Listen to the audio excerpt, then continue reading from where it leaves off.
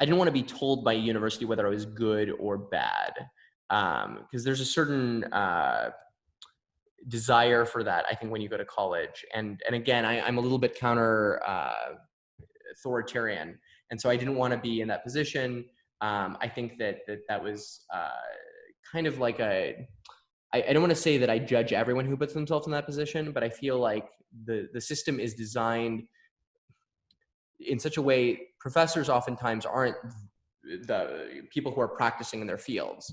I'm not being taught by Dustin Hoffman and Jack Nicholson and the greats. I'm being taught by someone who hasn't exercised acting outside of the college system. And so I really felt like, I agreed with my mother and that it was a bad decision. We both decided on that together. And with all this money sitting there, we said, well, why not create some sort of passive stream of income? Because if acting doesn't work out, I should own a building and rent it. And this was post 2008. So we bought a 3-flat and it doubled in value. And we realized, okay, so, we bought it when the market was low. It doubled in value and we're getting rental income every month, around $5,000 a month in cash. And I'm like, can I do more of this? And then what you realize with real estate is that if you have great credit, which I did because my mom had great credit, and you inherit the credit from your parent, at least that's the system that currently exists here.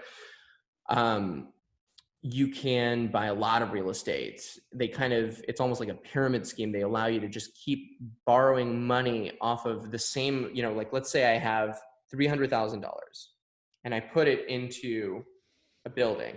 Then I can get a mortgage on that building. Then I can take a second lien position on that building for more money.